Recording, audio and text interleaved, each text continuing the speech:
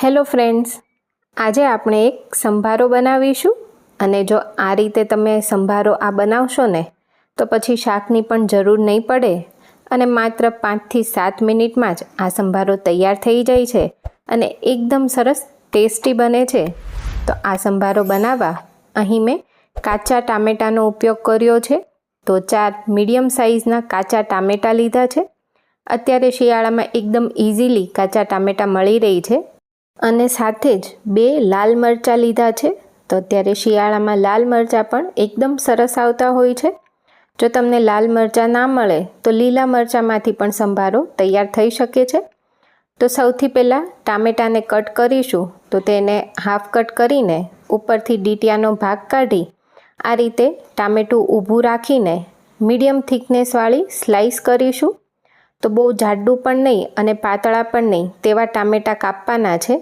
જો સાવ પાતળા કાપીએ ને તો સંભારો બનાવતી વખતે તે સાવ ગળી જશે, એટલે આવા મીડિયમ થિક ટામેટાં કાપી પછી મરચાંને પણ કટ કરીશું। તો મરચાંને પણ આ રીતે રીંગમાં કટ કરવાના છે। તો આ સંભારામાં ટામેટાં અને મરચાંનું કોમ્બિનેશન એકદમ સરસ લાગે છે। હવે મરચાંનો જે રીંગનો ઉપરનો ભાગ હોય ને તેમાં બિયા હોય એ કાઢી લેવાના, કારણ કે લાલ મરચાંના બિયા કડક હોય જે ચાવવામાં ફાવતા નથી, એટલે એ કાઢી લઈશું। તો આવી રીતે મેં મરચાં અને ટામેટાં બંનેને કટ કરી લીધા છે। હવે સંભારો વઘારી લઈશું। તો સંભારો વઘારવા એક કડાઈમાં 1.5 મોટી ચમચી તેલ ગરમ કરીશું।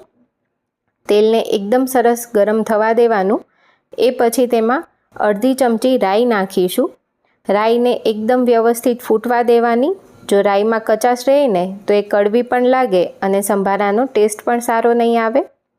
એ પછી તેમાં 5 ચમચી હિંગ અને 2 ચમચી તલ નાખીશું। તો આ સંભારામાં તલનો ટેસ્ટ બહુ જ સરસ આવે છે। તલ આ રીતે થોડા ફૂટવાનું શરૂ થાય ને એટલે તેમાં કાપેલા મરચાં પહેલાં વઘારી લેવાના છે। મરચાંને થોડી વાર માટે આ રીતે તેલમાં પહેલાં સાંતળી લઈશું અને એ પછી તેમાં સમારેલા ટામેટાં એડ કરી દઈશું।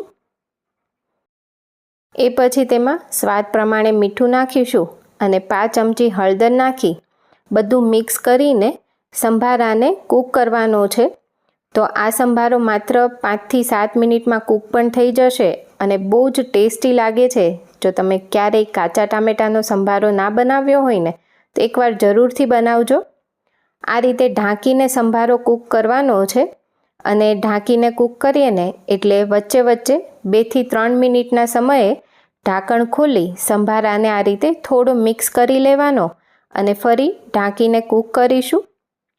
તો અત્યારે ટોટલ 5 થી 6 મિનિટ જેવો સમય થયો છે અને સંભારો સરસ ચડી ગયો છે। ટામેટાને આપણે કટ કરીને જોઈએ ને તો એકદમ ઇઝીલી એ કટ થાય છે અને એમ છતાં ટામેટાની ચીર આખી રહી છે। તો આ રીતનો જ સંભારો કૂક કરવાનો છે। એ પછી તેમાં અડધી ચમચી ધાણાજીરું પાવડર અને 1 ચમચી દળેલી સાકર લીધી છે। તો આ સંભારાનો ટેસ્ટ ખાટો, મીઠો અને તીખો એવો હોય છે। તમારા ઘરમાં ગળપણ જે રીતે ખવાતું હોય એ રીતે આમાં ગળપણ એડ કરવાનું છે। થોડી વાર માટે મિક્સ કરી લઈશું અને ગેસ બંધ કરીને સંભારાને સર્વ કરીશું। તો આ સંભારો જો થોડો કડક હશે ને તો જ ખાવાની મજા આવશે। ટામેટાં સાવ ગળી ના જવા જોઈએ। તો આ રીતે એકદમ ઝડપથી તૈયાર થતો કાચા ટામેટાં મરચાંનો સંભારો તમારા ઘરે પણ બનાવજો અને મને કમેન્ટમાં જણાવજો તમને આજની રેસીપી કેવી લાગી।